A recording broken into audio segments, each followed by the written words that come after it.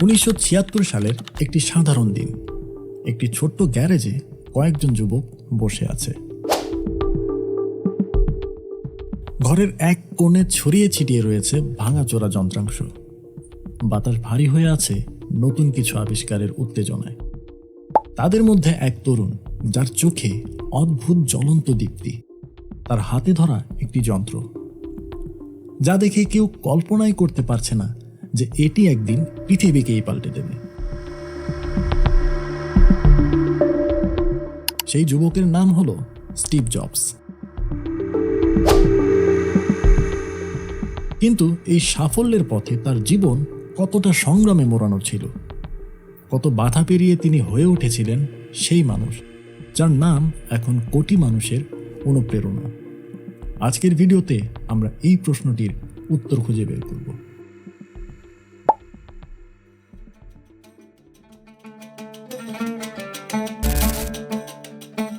1955 সালের 24 ফেব্রুয়ারি ক্যালিফোর্নিয়ার সান ফ্রান্সিসকোতে একটি শীতের সকালে জন্মগ্রহণ করেন স্টিভেন পল জবস। তার এই জন্ম, যা হতে পারত এক আনন্দের উপলক্ষ, তা পরিণত হয় এক অস্থির এবং রহস্যময় অধ্যায়ে। তার মা জোয়ান ক্যারল শিবলে ছিলেন এক কলেজ শিক্ষার্থী এবং বাবা আব্দুল ফাত্তাহ জান্দালি একজন সিরীয় অভিবাসী। তবে তাদের সম্পর্ক তখনও সামাজিক এবং পারিবারিক চাপে জর্জরিত। ফলে নবজাতক স্টিভকে তারা নিজেদের কাছে রাখার সিদ্ধান্তটি সেদিন নিতে পারেননি। জোয়ান এবং আব্দুল ফাত্তাহ চেয়েছিলেন তাদের সন্তান যেন এমন এক পরিবারে বড় হয় যেখানে তাকে আদর, স্নেহ এবং সুশিক্ষার সুযোগ দেয়া হবে। এই উদ্দেশ্যে তারা স্টিভকে দত্তক দেওয়ার সিদ্ধান্ত নেন। কিন্তু দত্তক নেওয়ার প্রক্রিয়াও খুব একটা সহজ ছিল না।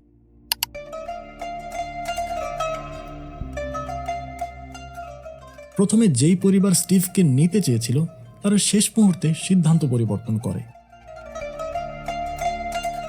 পরবর্তীতে পল এবং ক্লারা জবস, যারা ছিল এক মধ্যবিত্ত পরিবার, কিন্তু তারা ছিলেন এক হৃদয়বান দম্পতি, স্টিভকে দত্তক নেওয়ার জন্য এগিয়ে আসেন।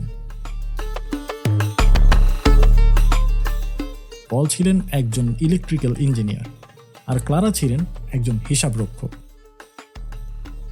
তাদের আর্থিক অবস্থা খুব একটা সচ্ছল ছিল না, কিন্তু ভালোবাসার কোনো অভাব ছিল না। পল এবং ক্লারা স্টিভের জন্য এক নতুন দিগন্ত খুলে দেন। পল ছোট থেকেই স্টিভকে যন্ত্রপাতির সঙ্গে পরিচিত করান। তাদের গ্যারেজে স্টিভকে নিয়ে বসতেন, পুরনো যন্ত্রাংশ খুলে আবার নতুন করে জোড়া লাগানোর খেলা শেখাতেন। এ থেকে স্টিভের মনের মধ্যে জন্ম নেয় উদ্ভাবনের প্রথম বীজ।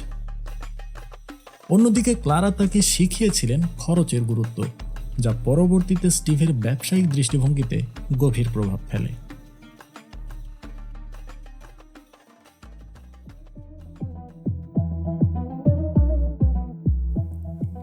স্টিভের শৈশব ছিল ঘটনাবহুল এবং বৈচিত্র্যময়। স্কুলে তিনি খুব বেশি মনোযোগী ছাত্র ছিলেন না, বরং তিনি বেশি সময় দিতেন সৃষ্টিশীল এবং উদ্ভাবনী কাজে। তার শিক্ষকরা প্রায়ই লক্ষ্য করতেন যে স্টিভের মধ্যে প্রচণ্ড এক কৌতূহল আছে, যা তাকে সবকিছুর গভীরে যেতে উদ্বুদ্ধ করত।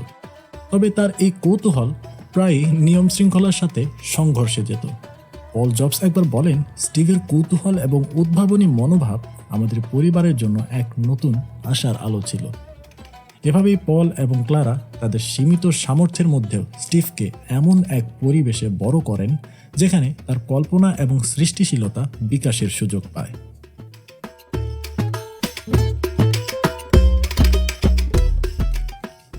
স্টিভের শৈশব কেটেছে ক্যালিফোর্নিয়ার মাউন্টেন ভিউ এলাকায়, যা পরে পরিচিতি পায় সিলিকন ভ্যালি নামে। আশেপাশের পরিবেশে প্রযুক্তির বিকাশ এবং নতুন নতুন উদ্ভাবনের যে ঢেউ উঠেছিল, তা স্টিভের মনেও গভীর প্রভাব ফেলে। পল জবসের গ্যারেজই হয়ে ওঠে স্টিভের প্রথম ল্যাব, যেখানে তিনি ছোটবেলার খেলা হিসেবে প্রযুক্তির সাথে পরিচিত হন। স্টিভ ছোটবেলা থেকেই কিছুটা বিদ্রোহী স্বভাবের ছিলেন। তার মাথায় ছিল অগণিত প্রশ্ন, যা কোনো শিক্ষকের পক্ষে পুরোপুরি মেটানো সম্ভব ছিল না। তার প্রাথমিক পড়াশোনা চলেছিল মাউন্টেন ভিউয়ের স্কুলে, যেখানে শিক্ষকরা তাকে অসাধারণ মেধাবী কিন্তু বেপরোয়া বলে মনে করতেন। একবার এক শিক্ষক তাকে একটি পাজল সমাধান করতে দেন। স্টিভ পাজলটি সমাধান করতে গিয়ে অন্যদের থেকে সম্পূর্ণ ভিন্ন একটি পদ্ধতি আবিষ্কার করেন এবং সেই মুহূর্তে স্পষ্ট হয়ে যায় যে তিনি কোনো সাধারণ শিশু নন। পরবর্তীতে তিনি ভর্তি হন হোমস্টেড হাই স্কুলে, কিন্তু এখানে পড়ালেখার চেয়ে তার আগ্রহ ছিল প্রযুক্তির দিকেই। স্কুলের সময়ই তিনি বন্ধু স্টিভ ওয়াজনিয়াকের সঙ্গে পরিচিত হন। এই বন্ধুই ছিল তার জীবনের সবচেয়ে বড় মোড়। স্টিভ রিড কলেজে ভর্তি হন, কিন্তু মাত্র 6 মাসের মধ্যেই কলেজ ছেড়ে দেন। কেন? কারণ তার মতে কলেজ তাকে তা শেখাতে পারছিল না যা তিনি জানতে চান।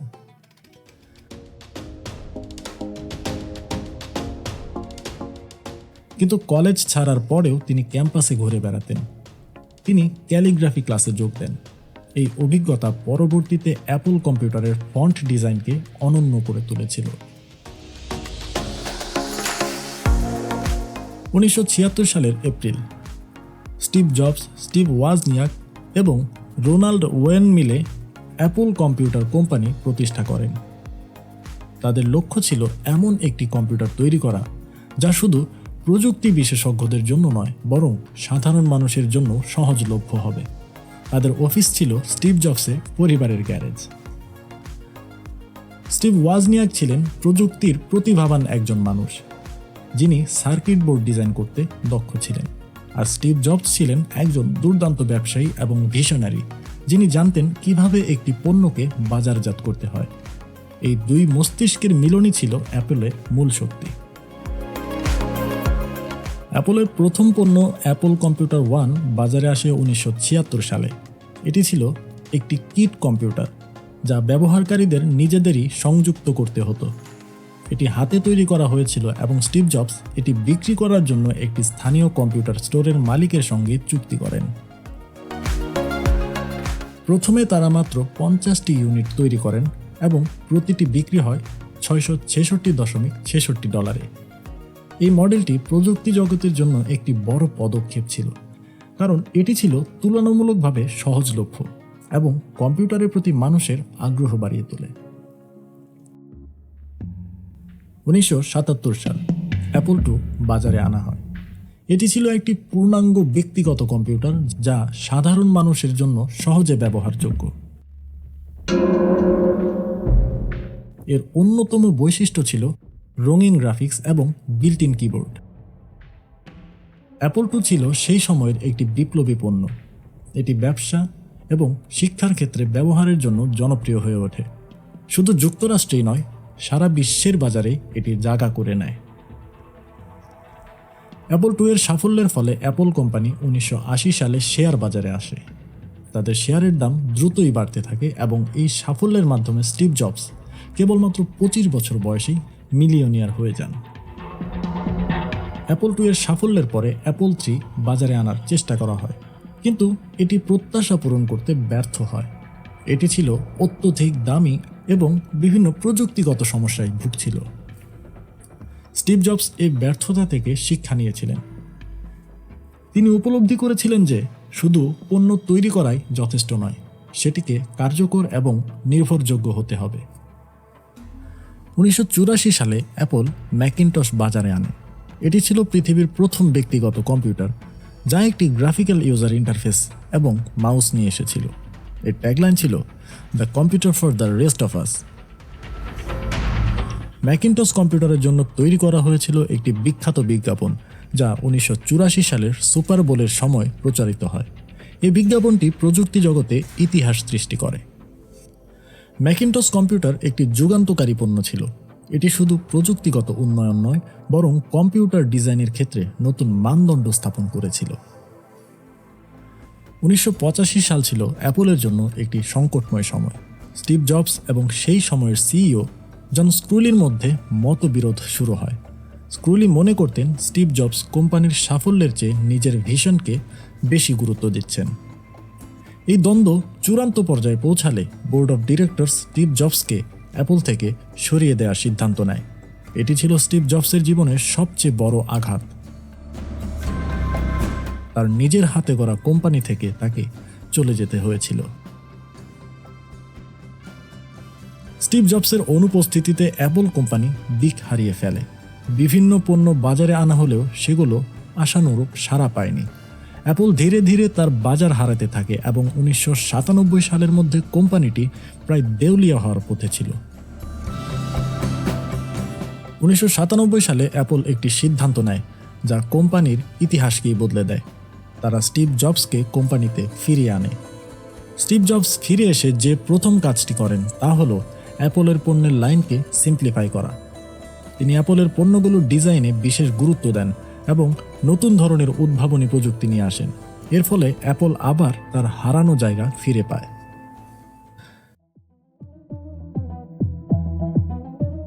স্টিভ জবসের নেতৃত্বে অ্যাপল যে 3টি পণ্য তৈরি করেছিল তা শুধু অ্যাপলের নয়, বরং পুরো বিশ্বের প্রযুক্তি জগতের ইতিহাসকেই পাল্টে দেয়।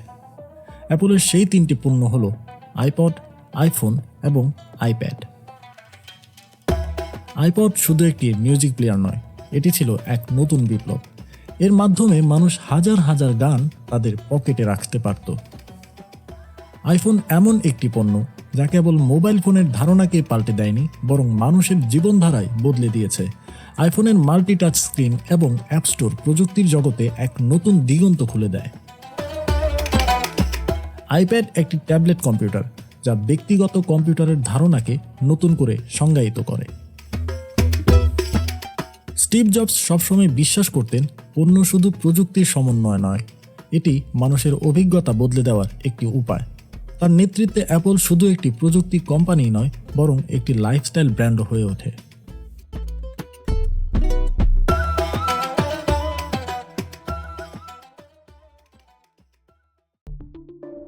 তার মৃত্যুর আগে কয়েক বছর ধরে শারীরিকভাবে অনেক ভেঙে পড়েছিলেন স্টিভ। 2004 সালে যখন তার প্রথম প্যানক্রিয়াটিক ক্যান্সার ধরা পড়ে, তখন তিনি একটি জটিল অস্ত্রোপচারের মধ্যে দিয়ে যান।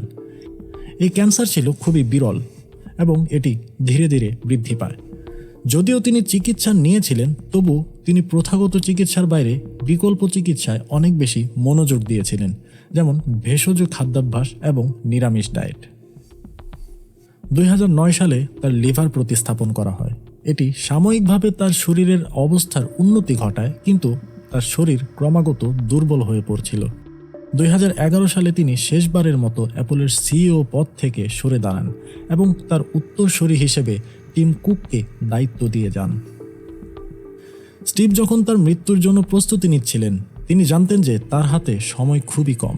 তবুও মৃত্যুর মাত্র কয়েক সপ্তাহ আগেও তিনি নিজের পরিবারের সঙ্গে সময় কাটানোর পাশাপাশি অ্যাপলের নতুন পণ্যের ডিজাইন নিয়ে আলোচনা করেছিলেন। 5 অক্টোবর 2021 স্টিভ জবস তার প্যালো আল্টোর বাড়ির একটি নির্জন ঘরে ছিলেন।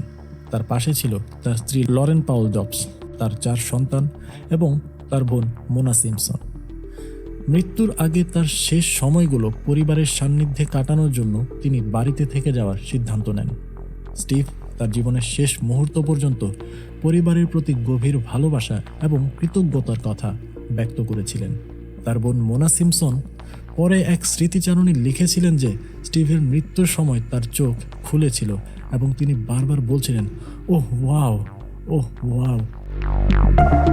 এটি তার জীবনের শেষ কথা ছিল। তার এই কথাগুলো যেন কোনো অজানা সুন্দর দৃশ্যের প্রতি ইঙ্গিত করছিল।